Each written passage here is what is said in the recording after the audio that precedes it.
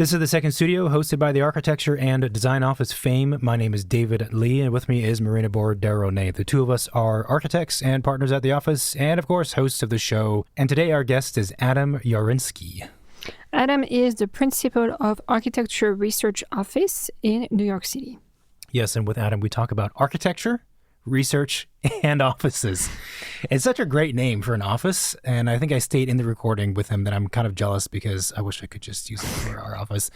But we do talk about those three things, and so it's and what's really cool about them and he in particular is they really think about the practice and all three aspects, and so they're very all-encompassing.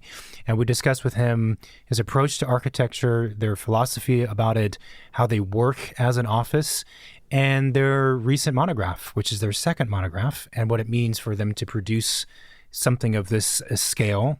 And we'll put the link in our episode notes for sure. And of course, we start off by discussing how we became an architect and why he became an architect, which he knew from a young age, which you will learn in the recording. Mm-hmm. Sponsors. This episode of The Second Studio is brought to you by BQE Core, the all-in-one firm management software built for architects.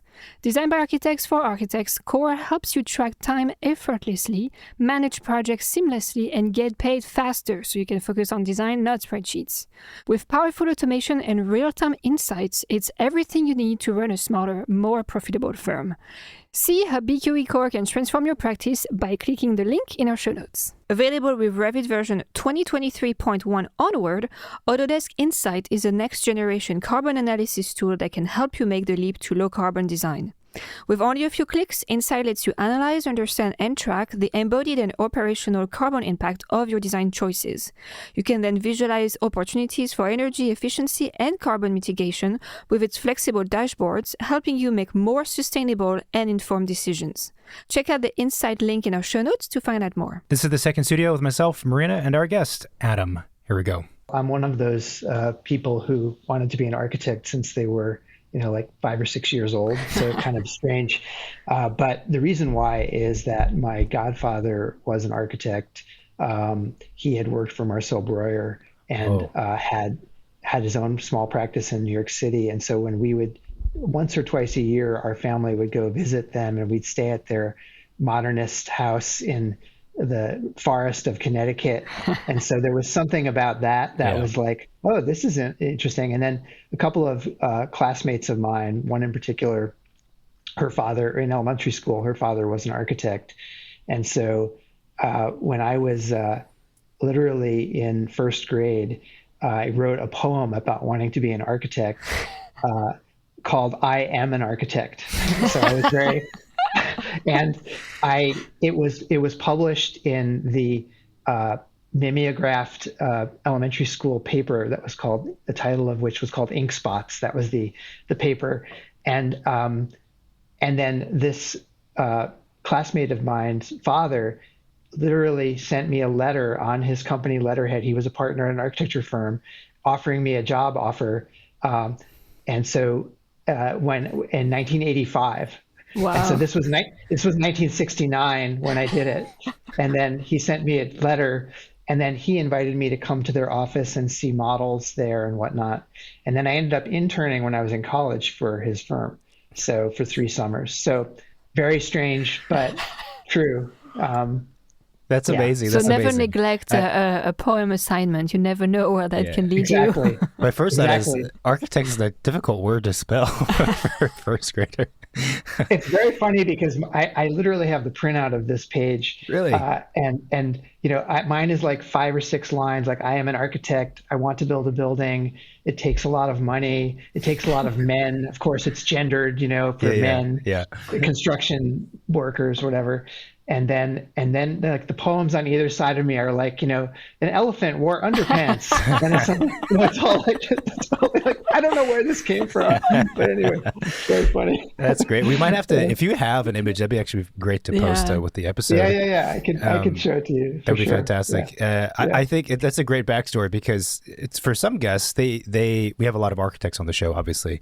Their answer is a bit more, kind of elusive or amorphous. Yes. And so I think yours is so architecture specific. You've you have enough architecture background to cover like multiple guests at this point Yeah. with this specificity. Yeah. I built a lot of, I mean, I played with the classic kind of play school blocks, the kind of natural pine blocks and I would be down in the basement of our suburban house. I grew up outside of Albany, New York, and I would be down there just for hours making, structures out of blocks. And so that's what I kind of did my thing down there, so. I'm guessing you visited New York City, like Manhattan. Yes, my grandparents lived in Brooklyn, and so we would come. Wow. Two or three times a year. We'd come and we'd always go to like the Metropolitan Museum, or I remember going to the Guggenheim. Of course, that was pretty, impactful. And so, yeah, definitely. Yeah. So a lot of buildings that you were surrounded by when you were a kid. I was wondering, that you mentioned the modernist house kind of in a forest, which is sort of I think for a lot of architects, kind of a dream, a dream project, but also a dream house to live in. That would be nice. Yeah. Like, do you recall if that had more of an influence on you than, let's say, an urban setting like Manhattan, or were they? I don't know. Because they're very different environments, and some people are inspired by dense urban environments. At the same time, some people less so because they're kind of stifling in tall, big boxes compared to what I imagine a modernist house in a forest is. Well, it's interesting. I don't know that I gravitated toward one or the other. The other thing that was interesting, though, about growing up in the late 60s, early 70s in Albany was they were building the mall in Albany, which is this enormous Harrison and Abramowitz, kind of almost looks like Brasilia. I don't know if you've ever seen images of it, but it's the Empire State Plaza. It was the brainchild of Nelson Rockefeller, who was governor at the time. And so it has it has an enormous podium. It's like 100 acres of the city were demolished to build this. Wow. And then it has these towers, and it has a sculptural building called the Egg, which is actually the Performing Arts Center. The State Museum is there. So that was being built while I was growing up. And so that was an exposure to large scale construction. I remember seeing, because it was just under construction for 5 or 6 years. The other thing was, my memory of my godfather's house was, it was I guess you'd call it like a binuclear house. Like it had a living, dining space in the middle, and then there were bedrooms on either side. So like guests would be on one side and family on the other. And it was very modest, but it was kind of a floating box, which then had a concrete block kind of podium that was a sort of unfinished like mechanical space and storage. But so I definitely remember that form, and typology, but I didn't have, again, no particular preference for, the city or the country or a residential versus a, urban building. Yeah. So you knew from the age of 2 or whatever it was, that you were 5, 6, okay, that you're going to be an architect, and you go and you study architecture. I mean, I'm guessing when you did the internship, you liked the internship and you still continued to pursue it. You didn't have anything after. You didn't deviate from the path. No, and again, part of the reason I went to the University of Virginia undergraduate, I got into the architecture school from high school, but part of my attraction to the school was, should I decide that architecture wasn't the right fit, I could transfer to the College of Arts and Sciences, and I could just pursue a different major. So it was a little bit of a sort of safety valve or alternative that was out there, but once I started, I just stayed with it. Did you have an alternative in mind? I mean, at that time, was there something that was tangential or kind of parallel? Not really. No. I didn't have a backup plan. I was all in. Yeah. And then I'm also always curious, so after you finish you get your undergraduate degree, did you practice for a bit of time before pursuing an MArch, or did you go directly into the MArch from, I think it was Princeton? Yep. I went directly into the MArch. At the time in the mid 80s, there was kind of a pathway where, 4 or 5 students a year would go from University of Virginia to Princeton. And I went directly, but what I was able to do is I had a SOM traveling fellowship that I received after my first year of graduate school. So I actually took a year to do that traveling, which was really important. I mean, I think if I hadn't done that, I would really have regretted going directly from undergrad to grad school. So one of the things I counsel a lot of people on, students who I talk to, is, if they haven't worked in an office before, or even if they have, to take a little bit of time off between undergrad and grad, because then you come back and you're really focused on what, how the resources and the experience, you can kind of curate them to your best, advantage. I love that. That makes a lot of sense. I could see that. It seems to be, with all of the architects we've spoken with, everyone seems to think that some kind of gap between undergraduate school and grad school is very, very helpful and productive on the span of 1 to 5 years. Everyone tells me like 5 years is the max, and I could understand that. Like if you were working for 5 years or doing something else, that's a long time to pass. Yeah, I agree with that. And it's also, I think, difficult. Undergrad school can be so, really challenging, and you're so kind of in this tunnel zone, this mindset that you need to step outside of it to, like you said, get some better perspective and understand what it is you really want to do in grad school. Yeah, again, as an undergrad, typically you have this core curriculum. You're not given a lot of options. You may or may not have a research project or an independent study at the end, but that mindset is very different than grad school, where, in the best case, you can fully take advantage of, not just the people who are at the school you're at, but even outside resources at the larger university. So I think having that time gives you some perspective and is very valuable. Yeah. Were there any particular places or things that you saw whilst traveling that, were particularly informative for your grad school studies, or you yourself in general? Yeah. I mean, the SOM fellowship, my research topic or my investigation was a topic that's kind of a wordy title, but I can explain it more simple. But it's basically called The Single Building as Urban Intervention. And the idea was that, as architects, typically we're designing one structure, within a context, in this case, the city, and we're not able to necessarily transform everything around it or rethink the entire, physical or social structure. So I was studying institutional buildings primarily that were from different parts of history, and how the architects engaged the physical and social surroundings through them. So examples of buildings were the Stockholm City Library by Asplund, which was the first public library in Sweden, and is in an interesting site in the city, and formally is really an interesting paradigm, that interestingly Asplund came to the United States to research libraries, because America had more of a history of public libraries and Carnegie libraries and things.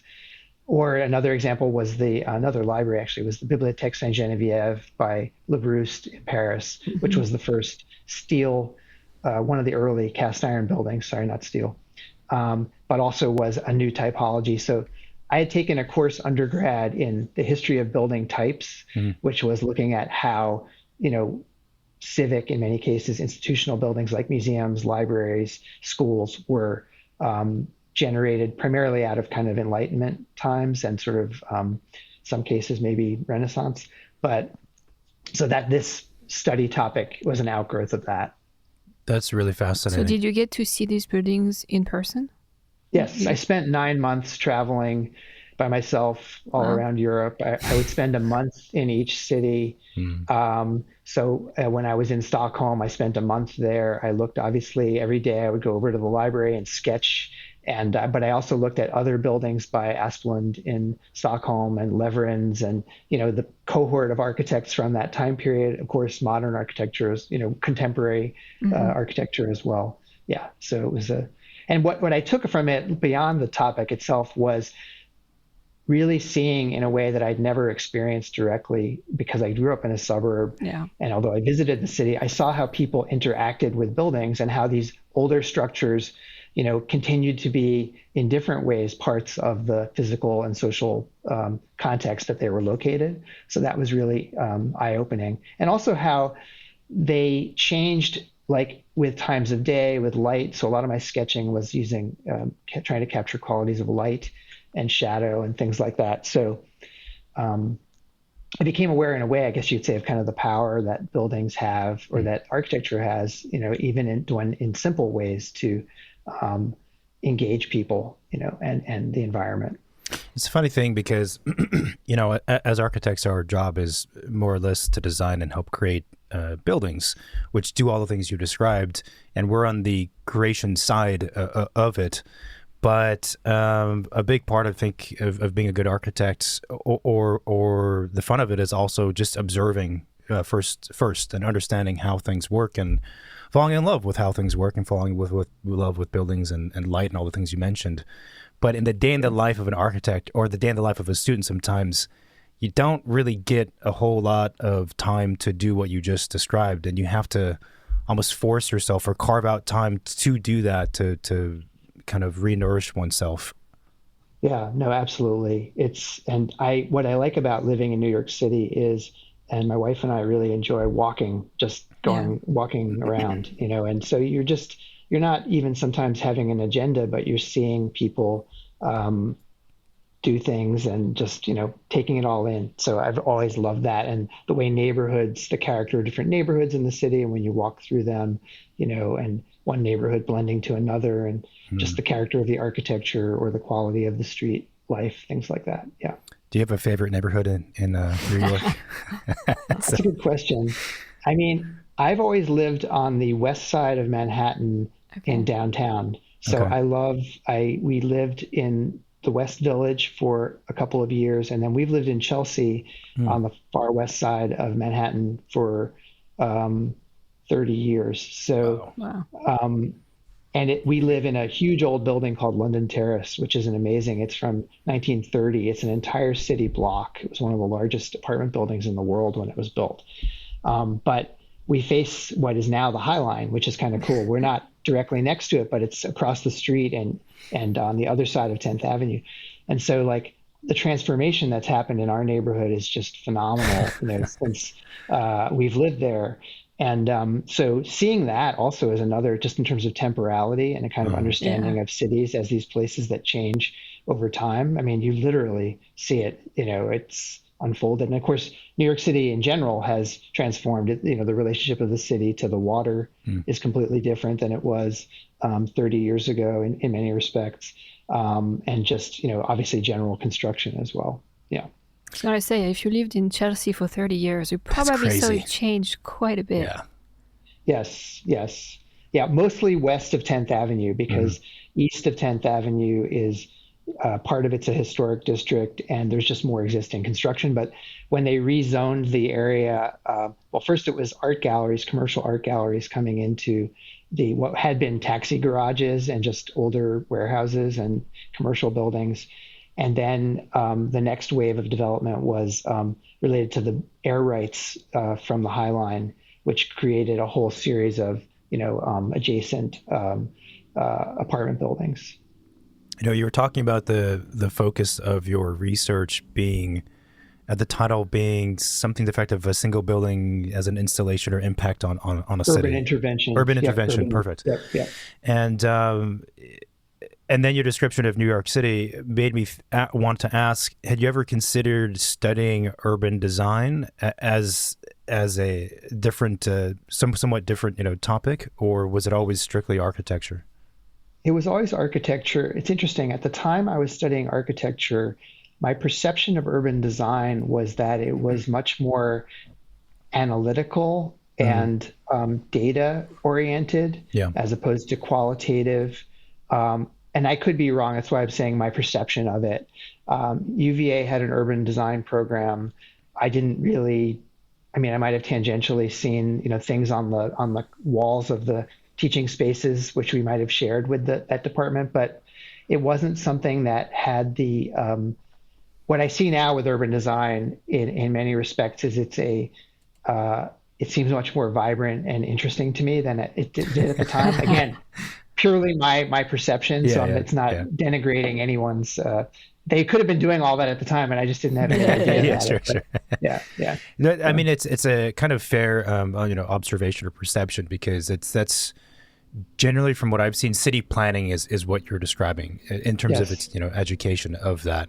But city planning and urban design are weird names next to each other. A lot of people don't know the difference, and urban design as a profession, I mean, it's hardly even a profession, but as a profession is a very, very new thing.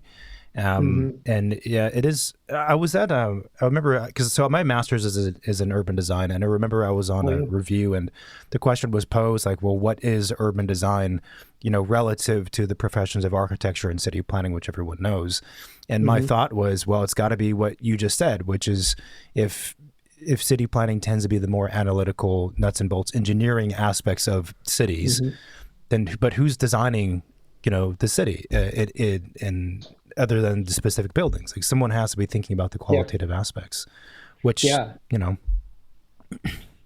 Yeah. And it's funny, we've done so our work on the urban climate change adaptation in New York City, which related to a Latrobe grant that our firm got mm, with another, as a collaborator with other team members, but also then this exhibition at MoMA called Rising Currents. That was very much about looking at the infrastructure of Manhattan and reconceiving how stormwater management and resiliency with respect to storm surge could happen. So, mm, but it was looking at both the kind of performative aspect of the city, how it literally absorbs or uh, deals with temporary influx of water, and then also the qualitative aspect about the city as a kind of public space, the mm, streets essentially. But yeah, so it's something that we've been, and I probably entered into that in a way more from or thinking about that type of design from some of our collaborations with landscape architects, where the mm, temporal quality of how a landscape changes over time. There are aspects of that that are similar to a city as well. mm, Um, mm. so Yeah. yeah, Yeah, that's a great observation. That's a great observation. So after you finished grad school, you practiced at a couple of offices, some of them which are very well known. At yeah. what point did you know or decide to start your own office? How did that happen? So yeah, I was teaching at University of Michigan, so I worked for Deborah Burke, and then I worked for Stephen Hall. I worked for Deborah Burke for a year, a little over a year, and then Stephen Hall for about 4 years. And then I got a teaching fellowship at University of Michigan. Hmm. And while I was at Michigan, they still have several different types of teaching fellows. Mine was for someone in my position who had been out in practice for, 4 to 6 years and was coming back in a way to teach. And so that was where I began to formulate, with my one of my partners now, who I actually met at Princeton, Stephen Cassell, establishing the firm. And again, at the time, it's like a leap of faith. You don't really. I don't think we had any grand vision for like an office. I don't even know what we were. Honestly, I don't even remember what we were thinking. But it's sort of just the desire to do work Yeah, yeah. and to feel like we knew what we were doing. We had been well trained at the previous places we were working, and so we felt qualified in a way to do this, and as a means of expression and sort of developing our thoughts. So Do you remember what your guys' first project was? our first project, well, there were a handful that were going on all at once. One of the early, but they were all very small. One of them was the renovation of a warehouse building in Soho in Manhattan, Wow. which was a little bit larger, but it was mostly technical. But then it had an apartment within it that we worked on. But the projects went in that building went on for 5 or 6 years. At the same time, we did a couple of very small kitchen scale, renovations. And then we did a renovation of a attic space for friends of mine in a house that they had in upstate New York. So those were kind of some of our one of the early ones related to that building in Soho was we did a steel plate fence. It's on the corner of Thompson and Broome Streets Hmm. in Soho that enclosed what at the time was an outdoor sculpture space for the tenant of the ground floor that was a sculpture, like a sculpture gallery. So we did this fence that enclosed the corner. The fence is still there, actually, but it was a steel plate, so very simple construction. Yeah. It sounds like most of your experience at Hall's office in Burke, I mean, those offices generally do much larger scale projects, and I'm assuming that's the type of work you were doing whilst at those places. No, at the time, Deborah's office was only 3 people. So, Wow. yeah. So I worked on a house in Indianapolis for a year. I worked on the design, development, and construction drawings of a house. And then at Stephen Hall's office, I worked on a house in Cleveland that had been designed, and we did the construction drawings, but it did not end up getting built. And then I worked on the first version of the School of Architecture at University of Minnesota, which got a PA award in like 1989 or 90. And then it went on hiatus, and it didn't actually get built until like the late 90s, and it was a pretty different design, different diagram. And then I worked on, but my main project at Stephen Hall's office was a project called the Stretto House. It was a house in Dallas that was built, and I worked on that for 3 years. Really interesting building that engaged an existing stream, and the water from the stream came into part of the building, and there's a guest house on the other side of the stream, and we did a little bridge connecting the two. So that was kind of my main project. And at the time I was at Stephen Hall's office, there were only about between 8 and 12 people at any given time in the office. Wow. Yeah. It's a silly question, but at that time, Instagram and maybe even websites were not quite a thing, right? No. So how was a starting office like your guys' office was going about marketing themselves and finding clients? Because in person, the outreach was much more limited. Yeah, that's a good question. I mean, it was kind of relationship based. So we got things in motion. The first projects we did were through personal connections.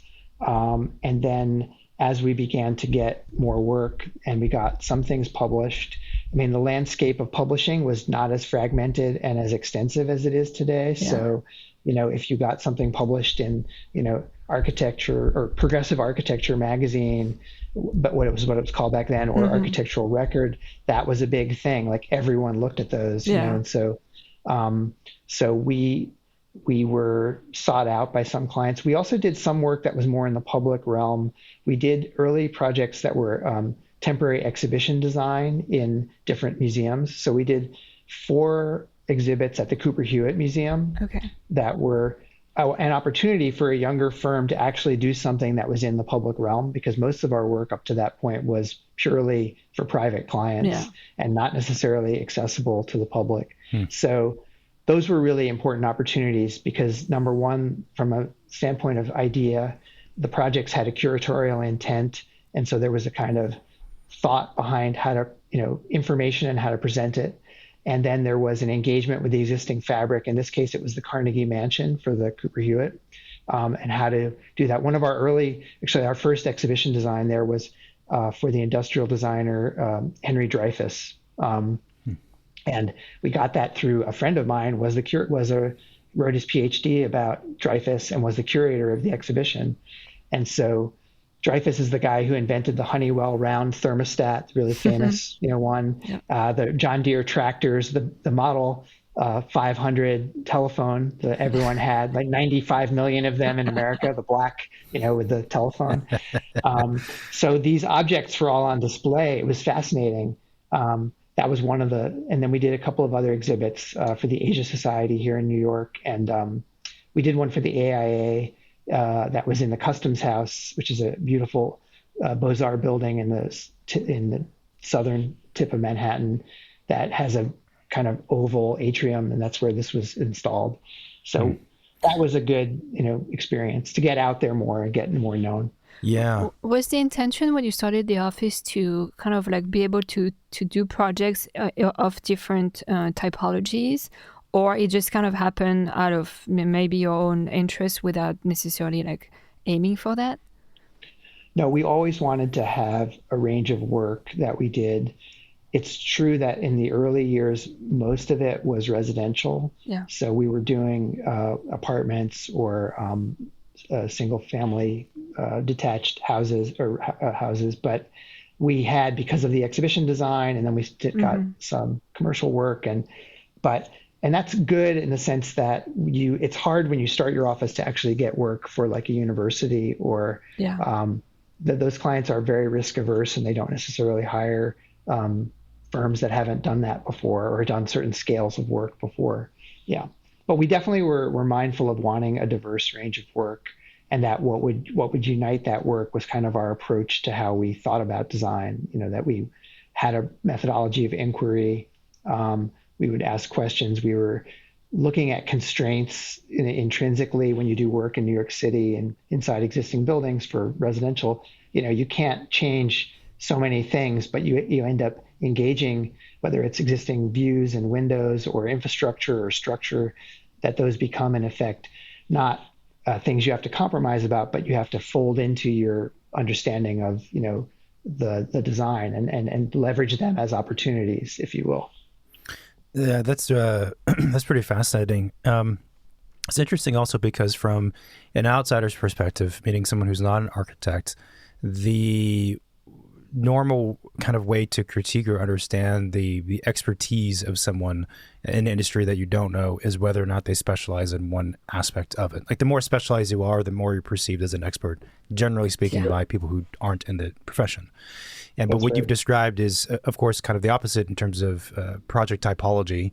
But you mentioned having a particular methodology to the analyzing the problem and then proposing solutions. What is it about that approach that what is that approach, and has it evolved over the years?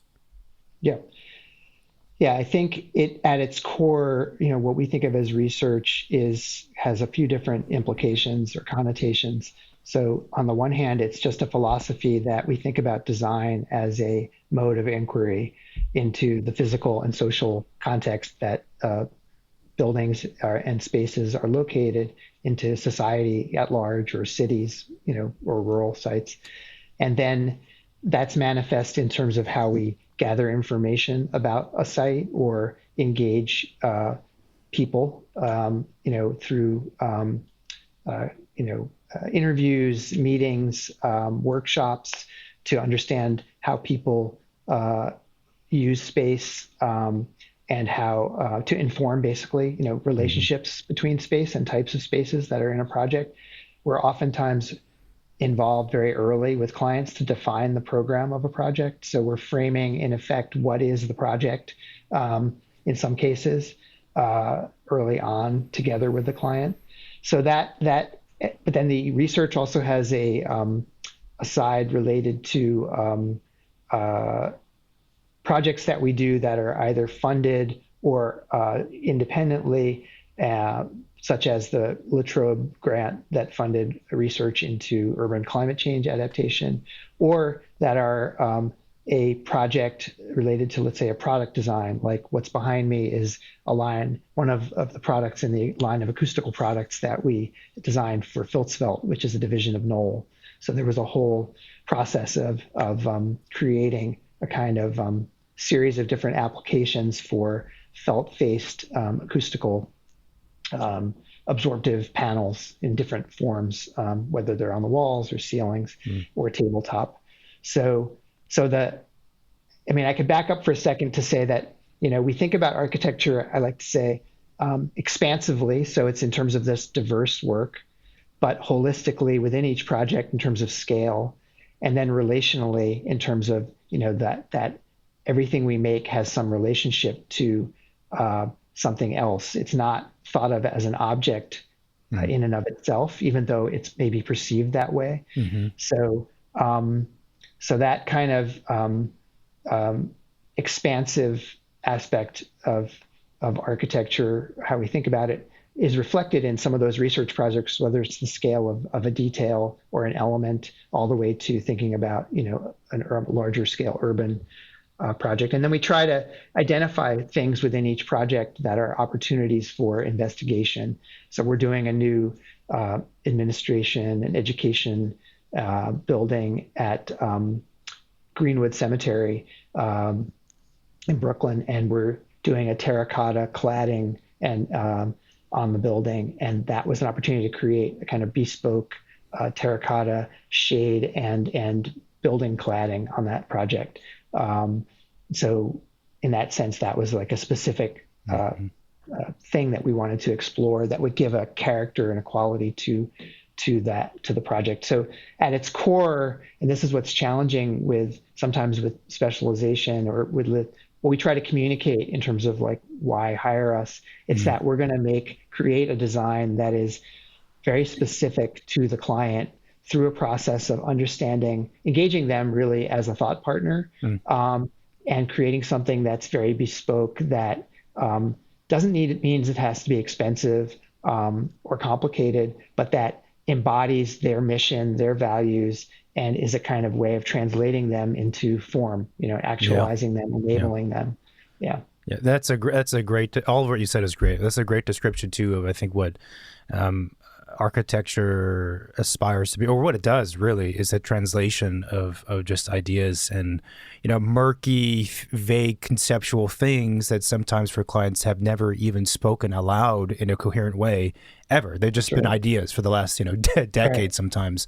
And then we have to pull that out of them, through words and conversation most of the time, then put it on paper as words and then as drawings. And when you think about it in that way, the evolution of a project starting from its initial birth, which are these conversations around vague ideas, to then being a building where you're detailing, this window detail doesn't fit the idea of the building. Like that's a wild, I'm actually kind of surprised myself. It's kind of like, it's a wild thing, right? To go from all the way from that to the big full building, and then you're looking at details and how two pieces of material meet or don't meet. It's a weird thing. Funny.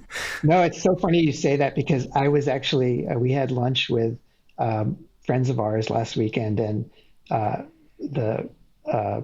one of them said, and they both have like PhDs and they're really smart people, and one of them said, "It seems just overwhelming to think about creating a building, like where do you start?" And I was sort of like, well, it starts off really big scale and kind of fuzzy, and then gets incrementally more detailed. Like it's not overwhelming if you think about it. Like you don't have to worry about the detail at the beginning, But he was like, I had never thought of it that way, but it echoes what you just said. It's like, yeah. I guess if you'd really freak out if you thought about it at the beginning, everything you have to do, all the way. If you started designing from the detail, that could be sometimes it's a point of inspiration, but yes. It's funny. Go ahead. Go ahead. No, I was just going to say, one of the things I did during the pandemic, my personal pandemic project, was designing a 3-legged stool that in effect was starting from the small and working outward. And so it was kind of cathartic in the sense of, having been on Zoom every day for like 8 hours and just wanting to just go down to my workshop and make things and then understand, okay, this is something that's intrinsically an object. It's a thing you can pick up, but how does it gain meaning and not simply aesthetically or visually consumed? It has a function. It can be aggregated into groups. It has a materiality, there are details and whatnot. So that was very, thinking from the detail scale sometimes does happen for sure. Yeah. And that's the inverse is strange thing. Sometimes a detail can really embody, it feels like half or 60%, 80% of the core of a project is just within a detail sometimes. I agree. You used I think your description of the practice as well was interesting. I think you said it was something like expansive, relational, and then holistic. And I've not heard. I don't think I've ever heard of a practice or the way you guys operate as being described that way. But it makes sense that it also points to the multi-dimensional aspect to architecture and architecture practice is those three, which are very different things, but they intersect. Yeah. I don't have a question with that, but No, but it's that pretty actually, interesting. yeah, no, it is. But I was also wondering, like, who is part of the team in your office? Because if you get down to like the detail of designing the cladding of one of the building and that kind of level of design, like, do you have product designers or people in the team that just focuses on that aspect of the project, and some that maybe focus more on like Management, management or concept design. Yeah. So we have 37 people in the office. We have 3 partners. We have a studio director who has been in the firm for over 20 years. And then we have what we call project directors who might be thought of as associates. So they have, all of them have been in the office for probably 7 to 15 to 20 years. And so they're then leading teams, and then we have project managers. So we have a small team structure that works on every project. The size varies depending upon the project. We have a technical director, someone who's reviewing things, and involved in the technical development of the project. But when we're doing projects since most of our projects are very unique, we will oftentimes have specialist consultants who we work with who are envelope consultants or cladding consultants. So like on the Greenwood project I mentioned, Heinches, which is a envelope and cladding consultant, is worked with us to develop and is really the exterior envelope and detailing of that.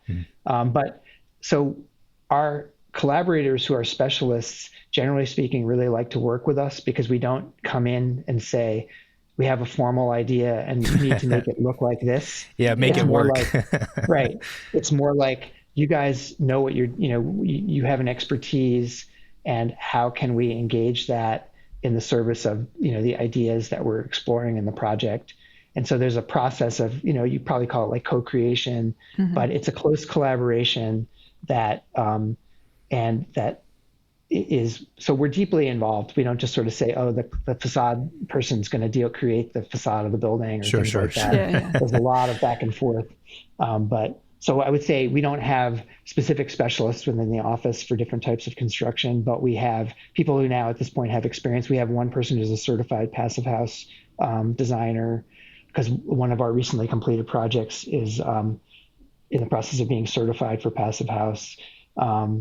So there is definitely different knowledge and experience in the office that we bring to bear on project. And now a little break for our show sponsors. Efficiently managing projects is essential for any office, but it can be challenging. Fortunately, Programma offers a solution. Trusted by thousands of designers in 75 countries, Programma allows you to manage all aspects of a project in one place. It features specification schedules, client dashboards, mood boards, product library, invoices, purchase order, and a powerful web clipper to save and integrate images from the web into your schedules, pinboards, product library, or image library. Click the link in our show notes to learn more and use the code SECONDSTUDIO to save 25% on your annual subscription. Hey, Marina, would you like to get your as-built faster? Of course you would. IPX has you covered. IPX lets you seamlessly transform your laser scans into LOD 300 BIM and CAD files.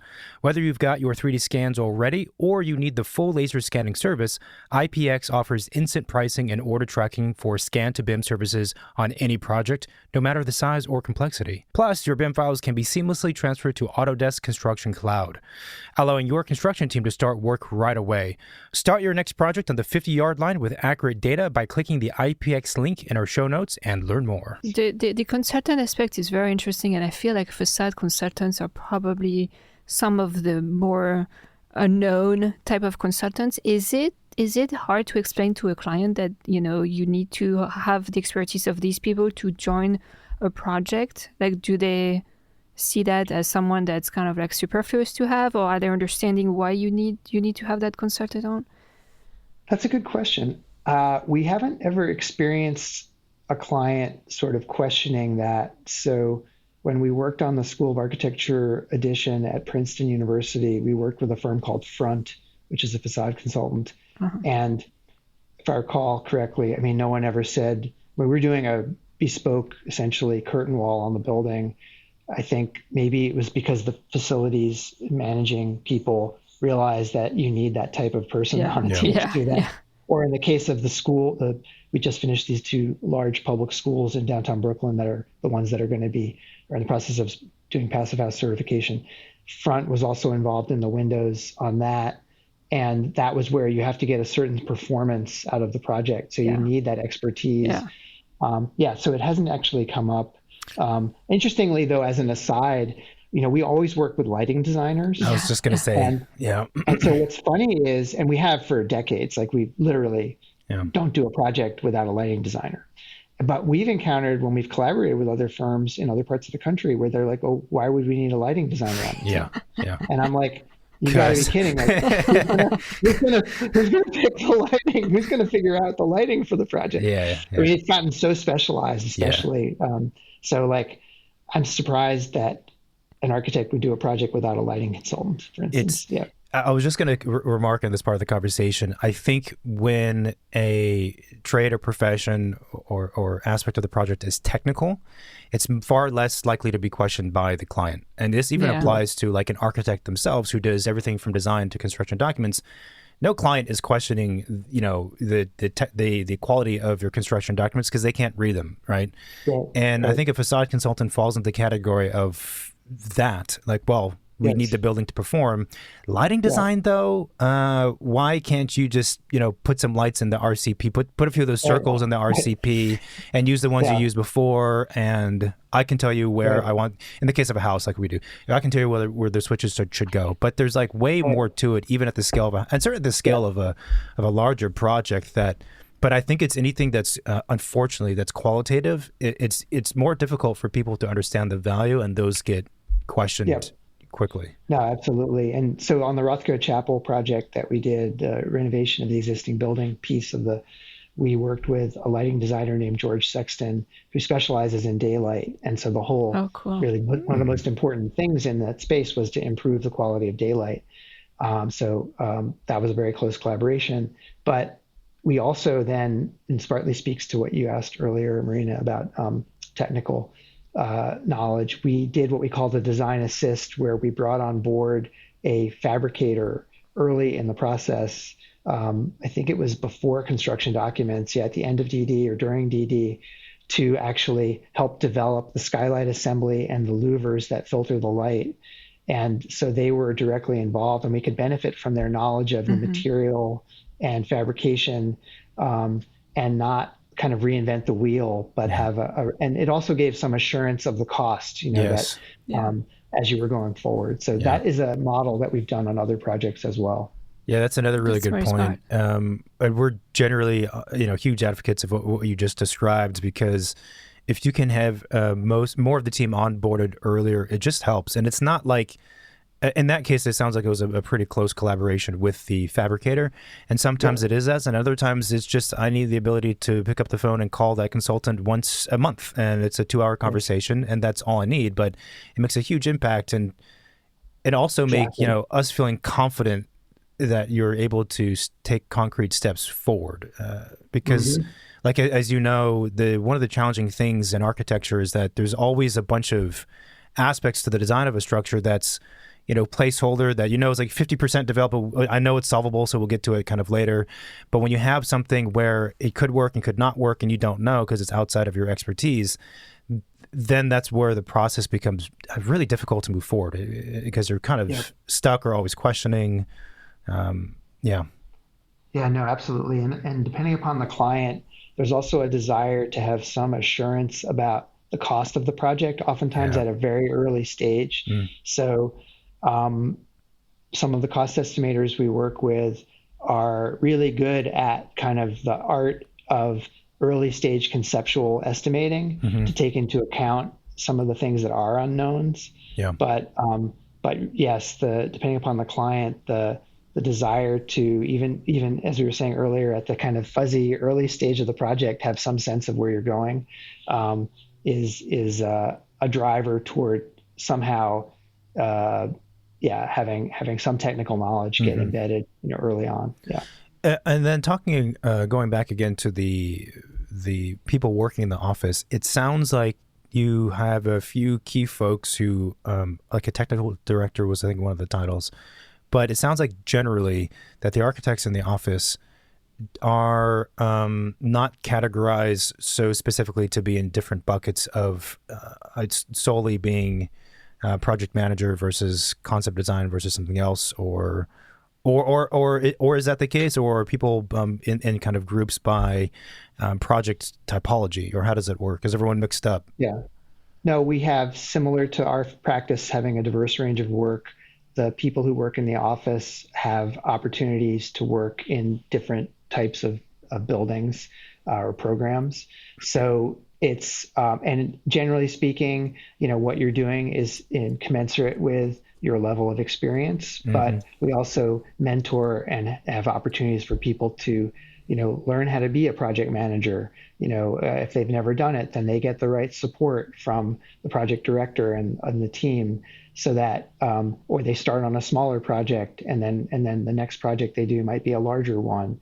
So we're very careful about how we put teams together and the skill sets that people have, but also wanting people to be constructively challenged, to be engaged in the work.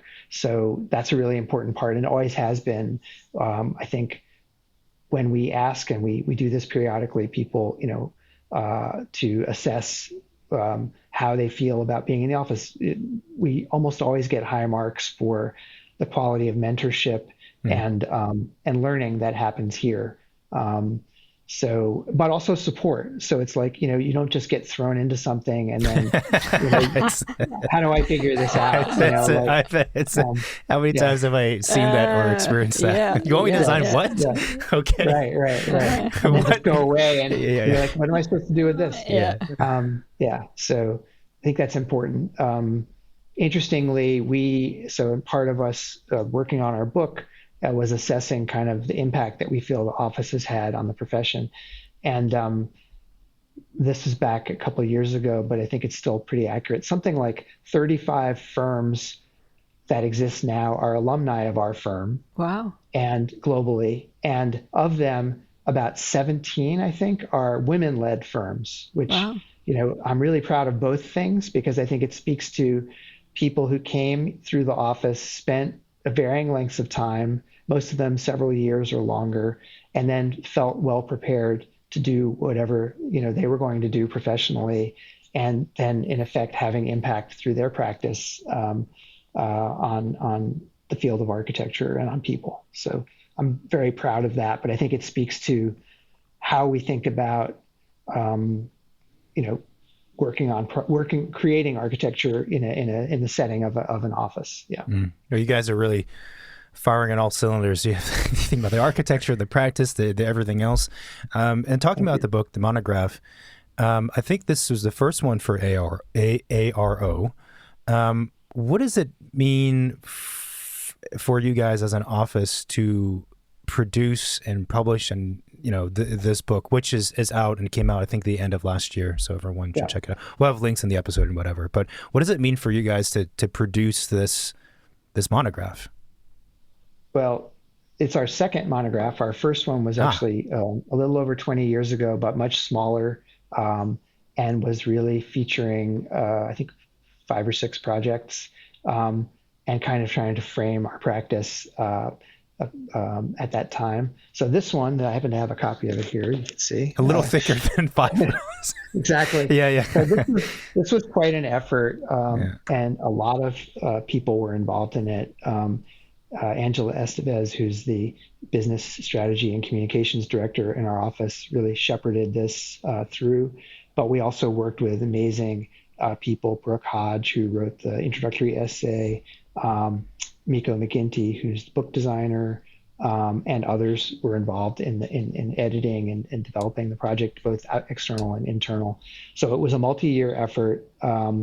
It was an opportunity to take stock, on the one hand, of 30 plus years of work, but also try to frame it in a way that reflected at its core our values. So some of it is what we talked about earlier in terms of how we approach architecture, our process, and kind of demonstration of what I said before about the kind of expansive, holistic, and relational. But I think ultimately it's organized. The book is organized as a series of principles that projects are grouped under, which the principles are really a constellation of kind of the framework that we think about design. And so it was very helpful to do that, to also both distill and clarify kind of the culture of the firm as well through the book. So it was super important to us, and a huge effort. I was going to say, how long did that book take to make? I mean, we started working on it 3 years before it came out, Wow. but we really started thinking about the book probably, 8 or 10 years before. Wow. And then the real intense period of work was probably the year before the book came out. Yeah. So that was when, just because it has, it's 400 pages long, it's got hundreds and hundreds of images, and and there's the writing. There's a conversation with Stephen Cassell, Kim Yao, and myself at the end. So it's, but our intent was always that it's both something that a non-architect can look at and understand and see what our values are and how they're manifest in the work we've done and the impact that work has, as well as a student could look at it and think about, here's a framework for how to think about design, or our peers could think about it as well. So we had really always three kind of audiences in mind, and I guess also the fourth might be like our family. Yeah, sure. Let's not forget them. You don't have to worry. Like your mom is gonna definitely enjoy the book. That's a safe audience. So, yeah. It's a beautiful book. It strikes me as it must have been difficult, and one of the questions I had, which you kind of answered, was, how much of in the process of creating it, how much of you, how do I phrase it? How much of your understanding of the office and the framing of the office did you have before creating the book that clearly guided the book and was kind of known, versus how much of that came about as a result of producing the book and then learning about I guess yourselves because of that process? Okay. Yeah, that's interesting. I think we clearly understood, what was funny is after having a series of possible titles, we ended up with the architecture period, research period office. I like it. It's great. Yeah. So, but what we came back to and why we did that was ultimately the name of the firm in a way describes, who we are in terms of our goal, our process, and our ethos, our culture. And so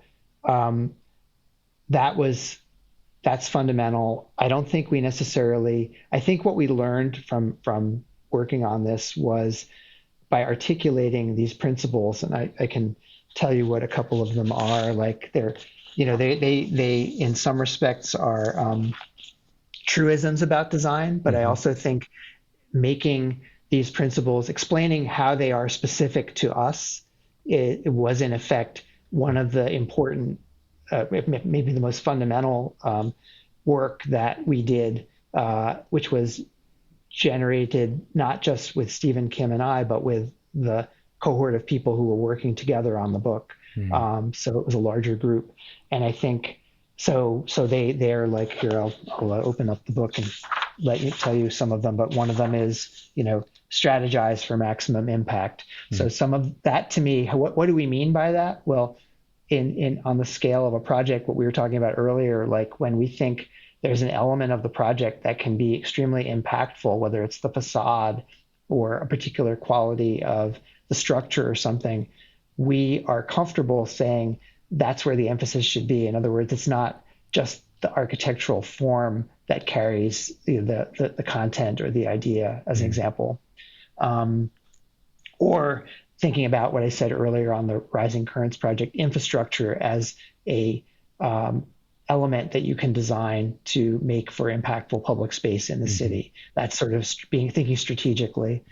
The social act of architecture is pretty obvious, but I think we do it through, a deep engagement of, as we were saying earlier, of mission and of how people use space and think about not only how they use it now, but how they could use it in the future or experience space. So each of these, the ones that engage the complexity of context, elevate the ordinary, design for use and experience, work with integrity.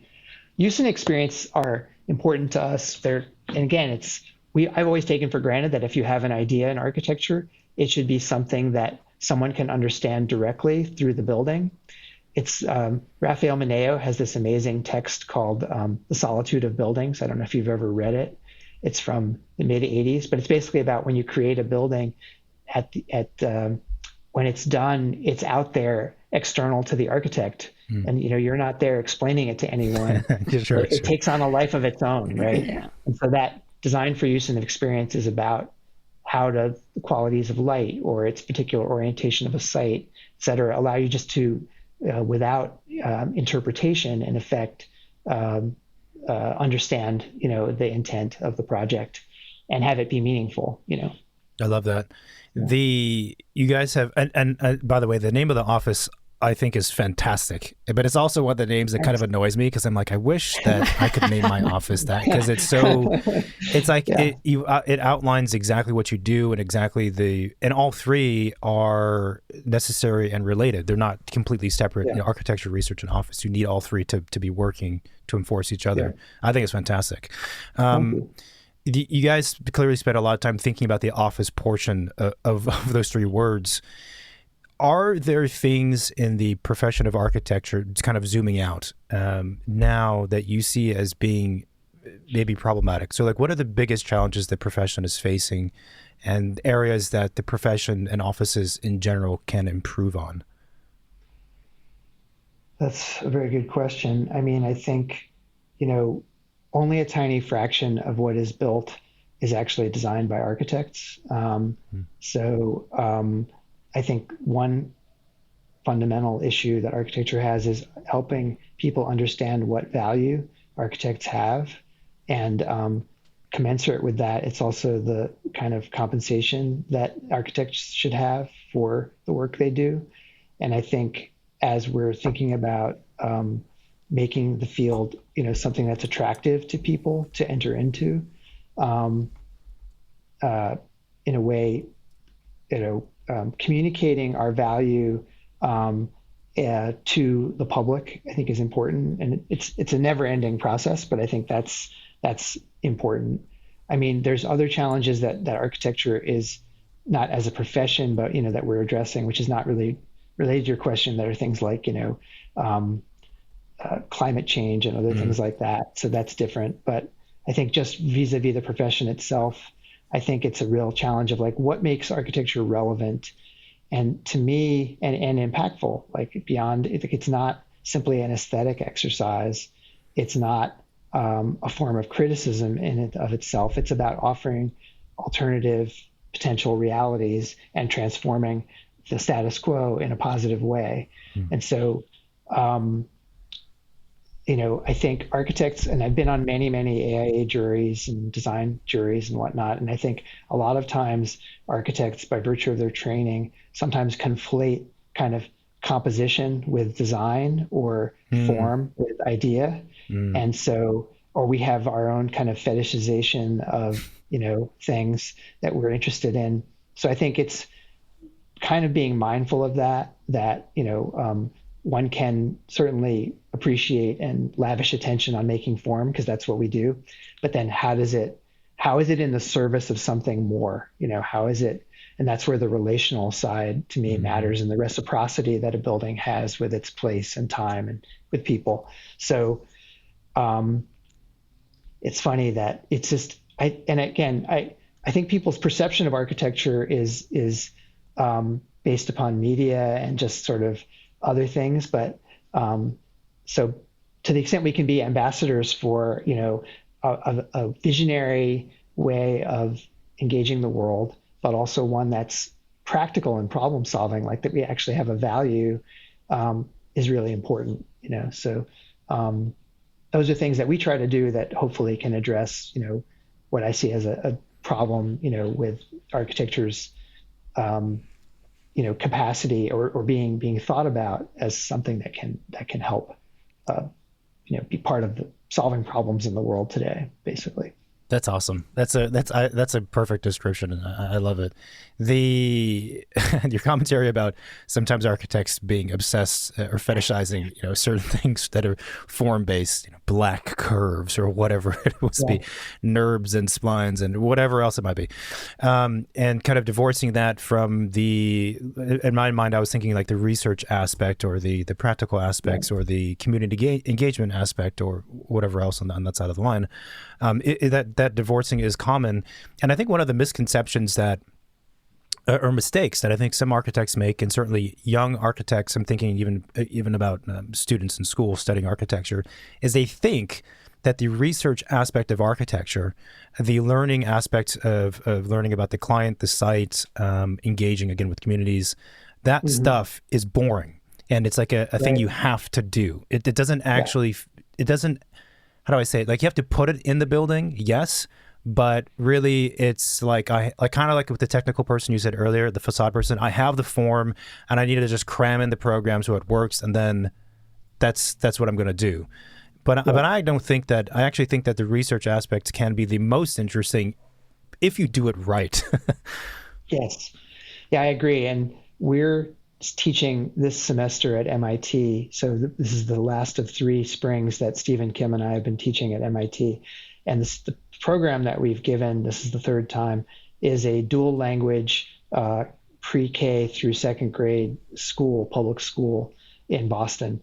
And we're using it. And again, our goal is not to make the studio a kind of form of practice, but rather to inculcate this aspect of engagement that you're just talking about in very specific ways through how you approach the problem. So they're going to be meeting with and talking to teachers who teach dual language early childhood education. We are using daylight as a prompt in the space, and they're using Climate Studio software and physical models to look at daylight in relation to the quality of the classroom space.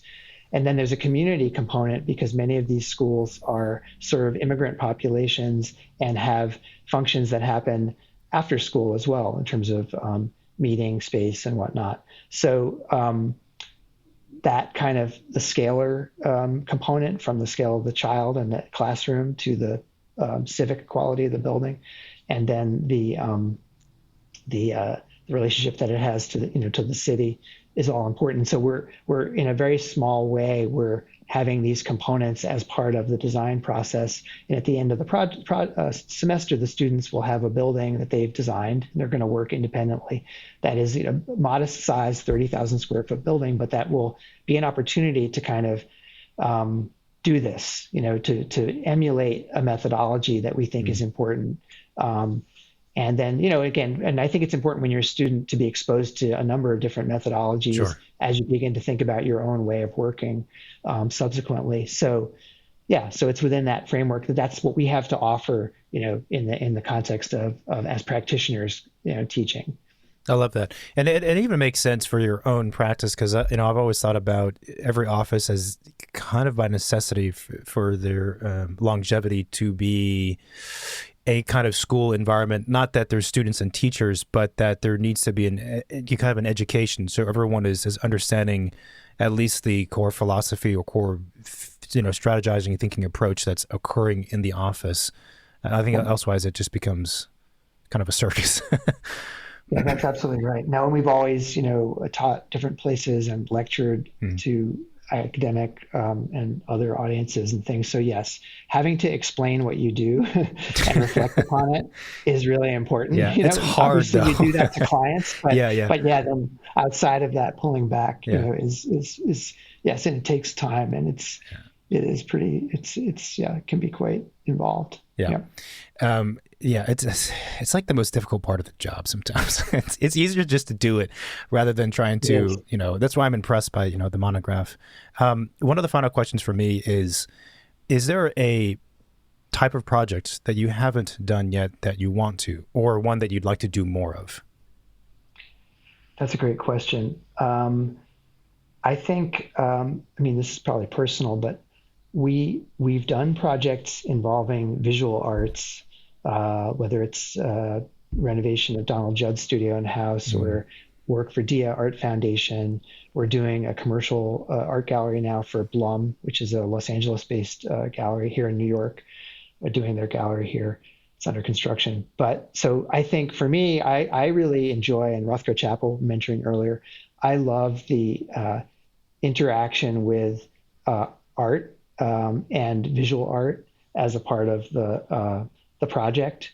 And we did work. One of the couple of projects in the book are projects we did for Calvin Klein when Raf Simons was the creative director, and we collaborated with him and with the artist Sterling Ruby, whose studio is in Los Angeles.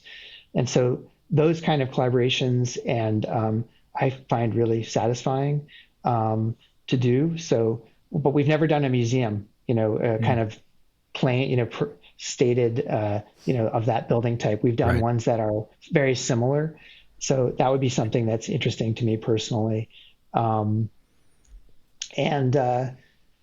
I really enjoy the range. Like I love working on commercial office space. I enjoy the projects we've done in cultural and arts organizations.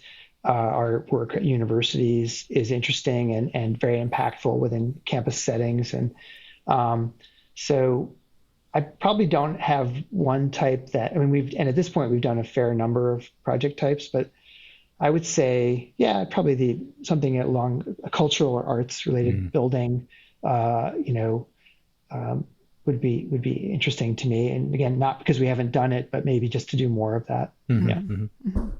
Final question. That is sometimes hard to answer. But do you have a favorite building? No. You can't. Yeah. No. But the question can't be, do you have? Because we've asked that before, and someone said no, and they skirted the question. Okay, the question, which one is your favorite? Yeah, what is your favorite building? And it doesn't have to be one of yours. It could be, but it could also be someone else. Wow. Well, I can approach that. I don't know if this response will be acceptable to you, but I would say one of my favorite architects is Adolf Loos, somebody I studied. And in terms of his reticence to create form qua form, but at the same time creating actually a transformational formal typology, the round plan, for houses, and his innate ability to see through the kind of bullshit of our profession as well in his writings. And to realize that at its essence, we have this relationship with a kind of a particular project, client, people. So that's that. I think, my wife and I were recently in Finland. I had been there a few times earlier, but we were looking at Aalto's work. To me, it's still incredible. I guess my favorite, if I were to pull it back and say, in America, who's my favorite architect, probably Lou Kahn. I think buildings that stand the test of time, that keep giving back, that have a kind of generosity of space and experience and materiality. Probably my favorite of those is the Kimball Museum in Fort Worth. But then even the Exeter Library project he did, if you thought about that as you're an architect and an independent school in in New England comes to you and says, we need a new library. He created a building that is like this, statement, but at the same time completely integrated into its setting. So it's that capacity to do something that's kind of mind-blowingly timeless, solved all of the problems and met the programmatic needs that they had, but and continues to serve them decades later. That's my paradigm of what I consider, amazing architecture. So, and it's very hard to do projects like that in this day and age. There's a number of things that make that difficult, but that's sort of my, what I aspire to. I love that. Well, I do have to, one last follow-up question. So what are some of the things now that make it difficult to achieve that? I think it's what would I say? There's a lot more complexity in how buildings are put together today, I think, than there were then. Mm-hmm. So I think there's a directness to his projects that takes real consideration to achieve. I think firms like Herzog and de Meuron does a really good job with that, I think. And there are others, Chipperfield and handful of others. But I think it's the finding the right client who's willing to invest the time. Like for Khan, the projects were always a real journey, that took place over years, and and had the possibility of failure, which I think, in hindsight, we might not think it, but at the time, Khan had a number of projects that just didn't come to fruition. So I think those are some of the things that make it difficult. And just our time frame of how we think about buildings is very different in terms of, and there's a lot more management of the process, I think, at times, which can be good, but also sometimes can be a hindrance to just allowing for the kinds of interactions between the architect and the team and the client and others to be generative of a solution that's going to be as durable, as some of his. But so, I think I'm sure if Khan were alive, he would say, well, all those problems existed then as well, which is probably true. So maybe it's just my excuse for why it's so hard to do it. I don't know. Well, I think I have the same feelings. I think everything, even the world, everything's like much more complicated. Codes, building systems, it just, there's more. And sometimes there's a weight that comes with that if you don't have the right people involved. No, and that's why, back to sort of our formulation of how we work on projects, that's why ultimately, and this is what I would tell students, generally speaking, although the field of architecture today is much more broad than when I was a student, and you can specialize in sustainable design, you can be an architect working as a project manager, you can work for a contractor, but that, however you do it, the sense that you're a generalist is important on some level, because with that specialization that you just said, there's this siloing that happens, and we shouldn't just be delegating things to others. We need to be figuring out how to synthesize that information into something, all of which is needed, into something that's impactful and meaningful, in its totality. So I think that's ultimately kind of the role of the architect, and that requires knowing what you don't know, knowing what kinds of questions to ask, having experiences. There's no substitute for that. Being highly collaborative. So those are kind of fundamental requirements to engage that type of work. I love it. That's a great place to end. I was concerned my last question was going to bring it down, and you managed to save the conversation with some optimism. Thanks to that. I'm trying. Right. Adam, this was so much fun. Thank you for spending the time on a Friday morning, and hopefully we can keep the conversation going. Thank you. I really enjoyed this. Thank you so much for talking to me today. Thank you, everybody, for listening to this week's episode. Please what? I don't know. Follow, subscribe, like, share, comment. Just generally put out good vibes into the universe. That's appreciated, right? Where can they find us? Social media, Instagram. We are also on our website, secondstudiopod.com. You can find us on iTunes, most of the podcast platform, and of course YouTube. So this is how old we are. iTunes has not existed for quite some time. Oh, it's now just Apple Music. Sorry, I'm a millennial. And there's a podcast app. So there you are. There you are, people. Don't look for us on iTunes. iTunes is dead. We have listeners. I don't know where iTunes is. I don't use neither of that stuff, so we're kind of everywhere. Reach out. We have a hotline, which is 213-222-6950. You can call or text it and leave a voicemail or a message. Any guest suggestions, topics, questions, answers, discourse, anything, right? Yep. I think that's it for now. Thanks for tuning in, and we'll talk to you again next week. And that's it. Bye. Yeah, bye-bye.